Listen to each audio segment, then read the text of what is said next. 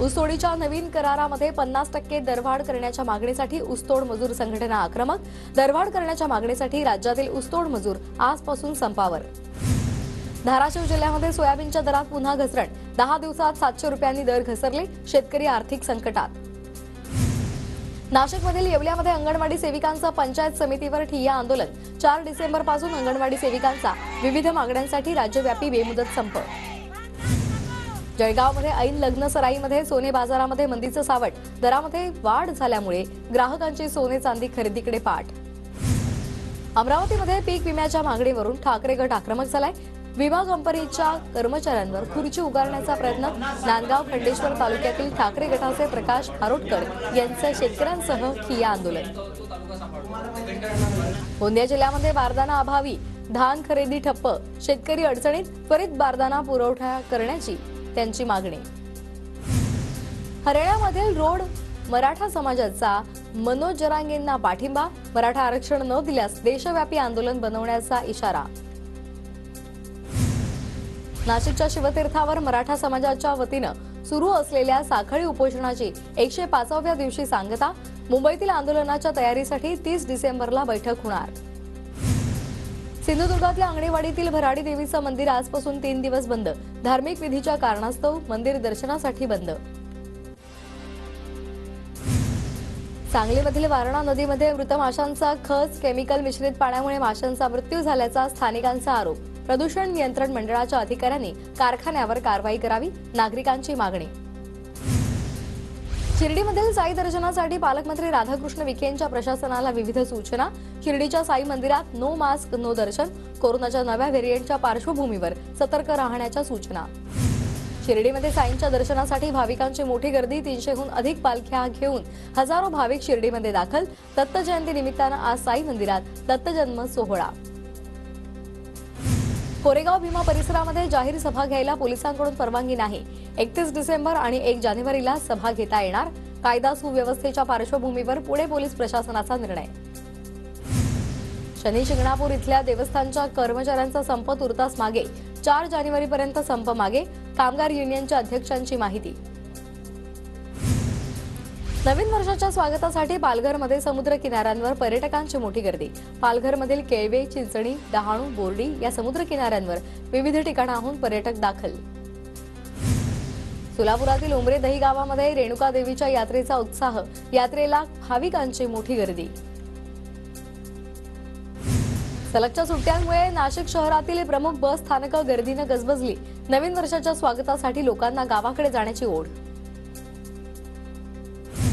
वाशिमच्या मुसळवाडीमधील गावकऱ्यांनी लोकवर्गणीमधून 4 मजली मंदिर बांधलेलं आहे। संत गजानन महाराजांच्या मूर्तीची प्राणप्रतिष्ठा केली जाणार आहे। हजारो किलोमीटरचा प्रवास करत अकोल्यामध्ये विदेशी पाहुण्यांचं आगमन। डोळ्याचा पारणं फेडणारे विविध प्रजातींचे पक्षी दाखल।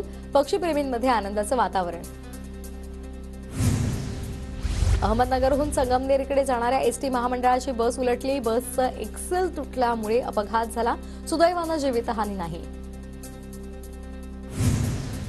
सोलापुरामध्ये उजनी प्रशासनाविरोधात ठाकरे गट आक्रमक। उजनी कालव्याचं चालू असलेलं आवर्तन तात्काळ बंद करा, अन्यथा जलसमाधी घेण्याचा ठाकरे गटाच्या युवा सेनेचा इशारा। नागपूर सुधार प्रन्यासच्या विरोधात युवक काँग्रेसचं आंदोलन। रेशीमबाग मैदान धार्मिक कार्यक्रमाला सभांना दिलं जात असल्यामुळे मैदानाची दुर्दशा। खेळाडूंसह काँग्रेस कार्यकर्त्यांचं नागपूर सुधार प्रन्यासच्या कार्यालयामध्ये जाऊन वॉर्म अप आंदोलन। अमरावतीमध्ये आदिवासी कोळी समाज आक्रमक झालाय। विभागीय आयुक्त कार्यालयाच्या इमारतीवर चढत आंदोलन। प्रशासन मागण्यांकडे दुर्लक्ष करत असल्याचा आंदोलकांचा आरोप। भंडाऱ्यामध्ये भाजप युवा मोर्चाच्या प्रदेश सचिवांच्या अध्यक्षतेमध्ये बैठक।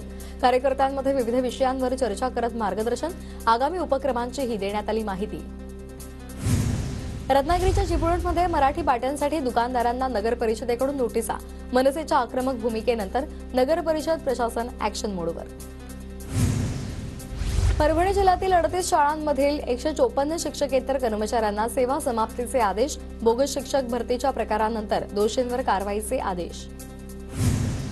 जळगावमधील जिल्हा परिषदेमध्ये पेन्शन अदालतीचं आयोजन। जिल्हा सेवानिवृत्त कर्मचारी सेवा संघाच्या वतीनं निवृत्त कर्मचाऱ्यांनी मांडल्या वेगवेगळ्या समस्या।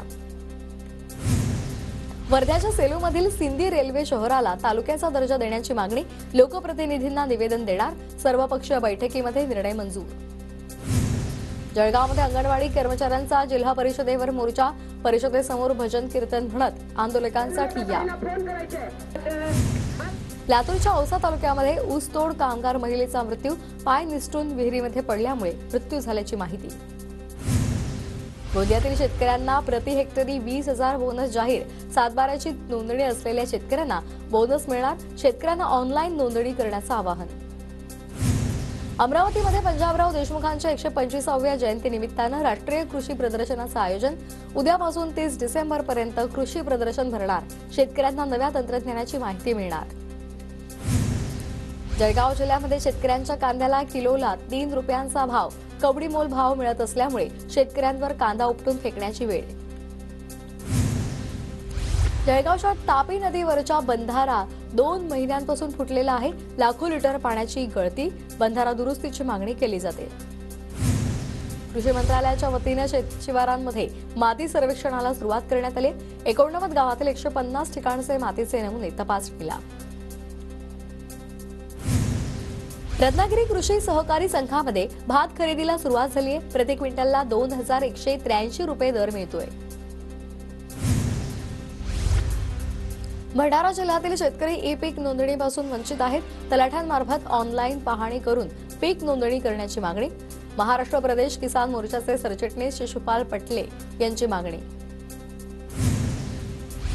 नांदेडमध्ये नायगाव तालुक्यामध्ये पपईच्या लागवडीतून उच्च शिक्षित तरुणानं लाखोंचं उत्पन्न कमावलेलं आहे.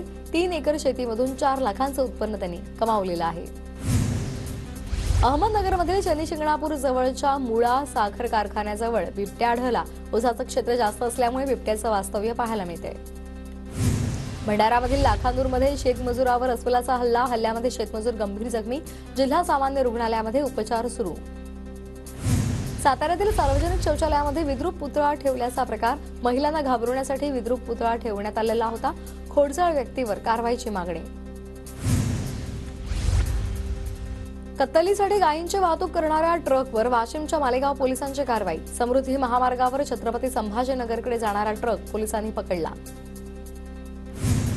कोयत्याचा धाक दाखवून लुटणाऱ्या टोळीला पोलिसांकडून बेड्या. नाशिक पुणे महामार्गावर एका युवक युवतीला कोयत्याचा धाक दाखवून मोबाईल आणि पैसे पळवल्याची घटना. हिंगोलीमध्ये मांजाच्या दुकानावर छापा, नायलॉन मांजाचे 60 रोल जप्त, तिघांवर गुन्हा दाखल. ठाण्यातील अनधिकृत बांधकामांवरून महापालिका आयुक्त अभिजित बांगर यांचा इशारा. अनधिकृत बांधकामावर कारवाई न केल्यास संबंधितांवर गंभीर स्वरूपाची कारवाई केली जाणार, आयुक्तांचा इशारा. बीडमधील परळीच्या रुग्णालयातील वैद्यकीय अधिकारी आणि कर्मचारी सतत गैरहजर. आरोग्य विभागातील वरिष्ठांनी तात्काळ यावर कारवाई करावी, शिंदे गटाची मागणी. वैद्यकीय अधिकारी कर्तव्यावर असताना मद्यधुंद अवस्थेत वाशिमच्या उपजिल्हा रुग्णालयातला प्रकार, लोकप्रतिनिधींकडून कठोर कारवाईची मागणी. बुलढाणामध्ये भंगार बसगाड्यांमधून एसटीचा प्रवास आता असुरक्षित झालेला आहे. धावत्या बसचे एक्सल तुटून अपघात, सुदैवानं सर्व प्रवासी सुरक्षित. यवतमाळमध्ये आता एसटी बसच्या तिकिटासाठी कॅशलेस व्यवहार, QR कोड स्कॅन करून पेमेंट करता येणार. आजपासून 6 जानेवारीपर्यंत सांगली मिरज दरम्यान रेल्वे रूळ दुरुस्तीचं काम.